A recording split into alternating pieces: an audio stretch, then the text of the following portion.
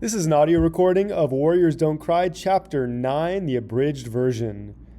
Overhead, the helicopter was engaged in its roaring flutter. I relaxed a bit because I was, by the second day, familiar with the military routine of our ride to Central.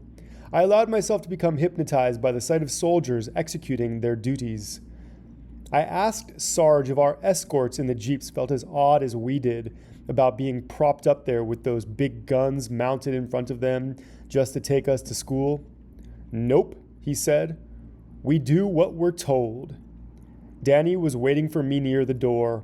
We nodded to each other as I began the long trip up to my homeroom. The early morning hecklers were full of energy. One girl walked up close behind me, getting between Danny and me. I didn't look back. Instead, I quickened my pace. She started walking on my heels, and when I turned to face her, she spit at me. I ducked and scampered away, out of her way. To keep my focus, I began saying the Lord's Prayer. Hey, Melba, pay attention to what you're doing. Watch out, Danny shouted as a group of boys bumped straight into me.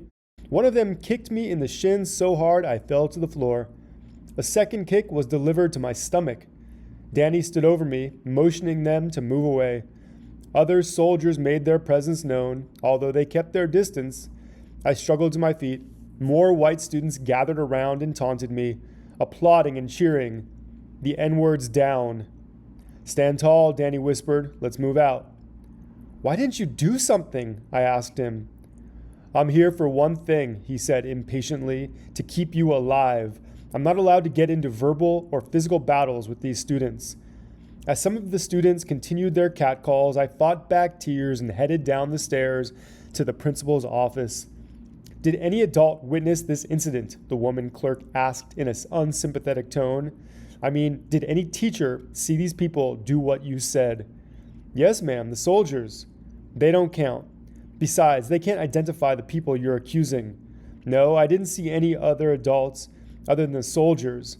I answered, feeling the pain in my shin and my stomach. Well, in order to do anything, we need an adult witness. Yes, ma'am. Those were the words my mouth said because that's what I had been told was appropriate to say.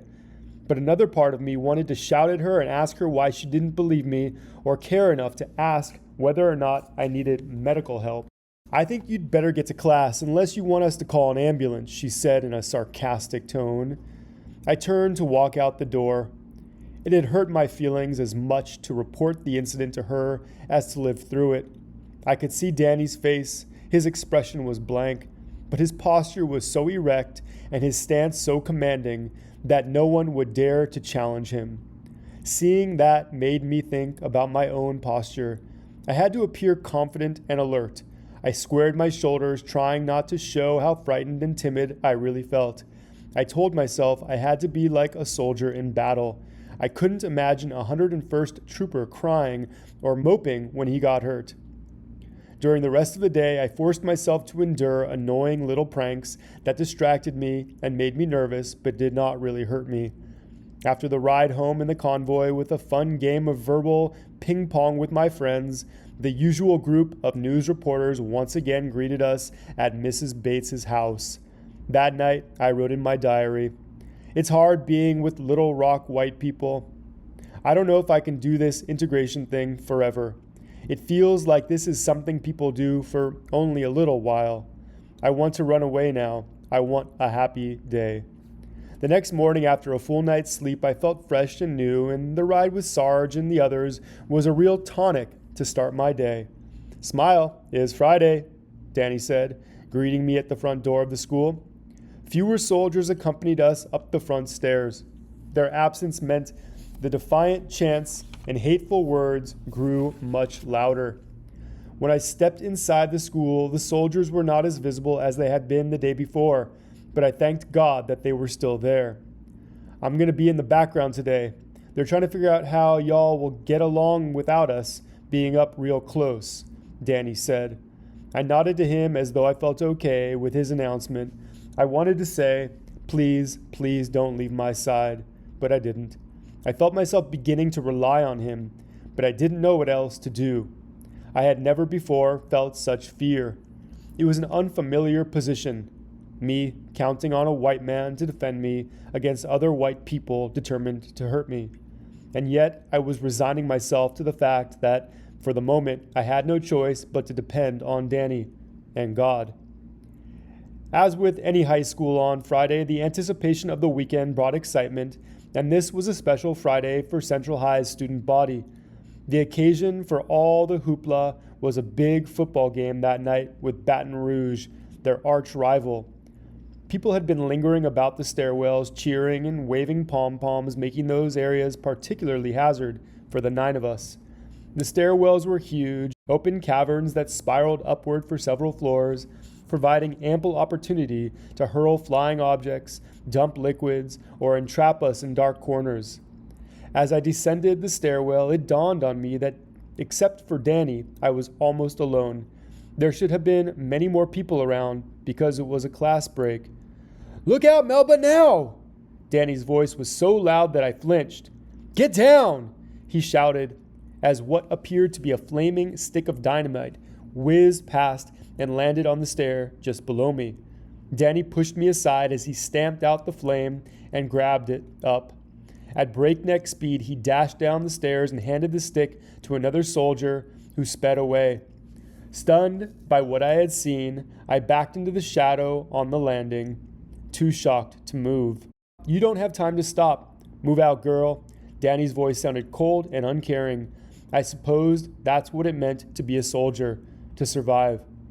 After gym class, Danny met me in the hall with some unfortunate news. "You're going to your first pep rally," he said, concern on his face. Going to a pep rally was rather like being thrown in with the lions to see how long we could survive. A pep rally meant 2,000 students in a huge room with endless opportunity to mistreat us. As I climbed the stairs, I longed to sprint to the front door and escape. "They won't allow me to go in with you," Danny whispered, "but I'll be somewhere outside here." I didn't respond.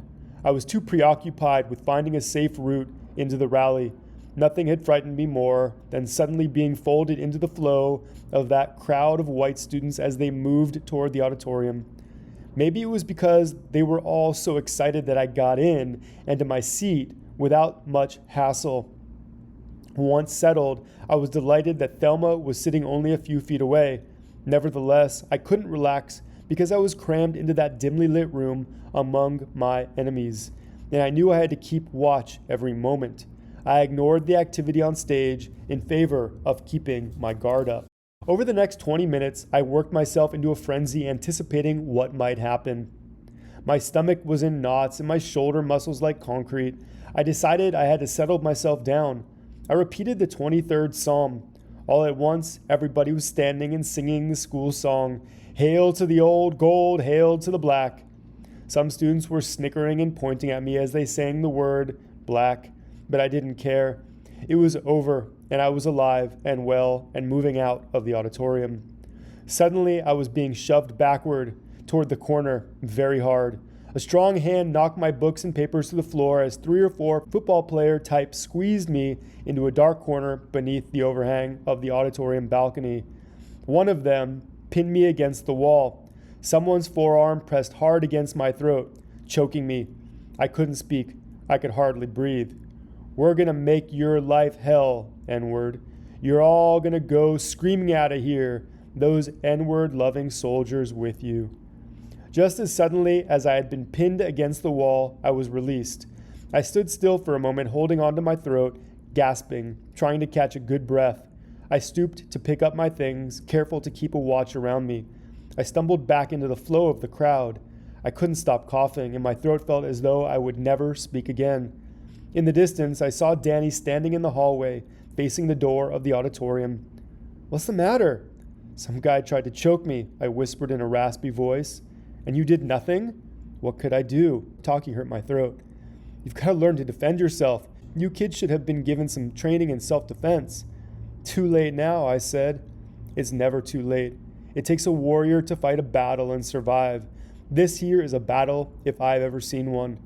I thought about what Danny had said as we walked to the principal's office to prepare to leave school. I knew for certain something would have to change if I were going to stay in that school. Either the students would have to change the way they behaved, or I would have to devise a better plan to protect myself. My body was wearing out real fast. Later that evening, after Grandma put a warm towel on my throat, I fell into bed, exhausted. In my diary, I wrote, "After 3 full days inside Central, I know that integration is a much bigger word than I thought."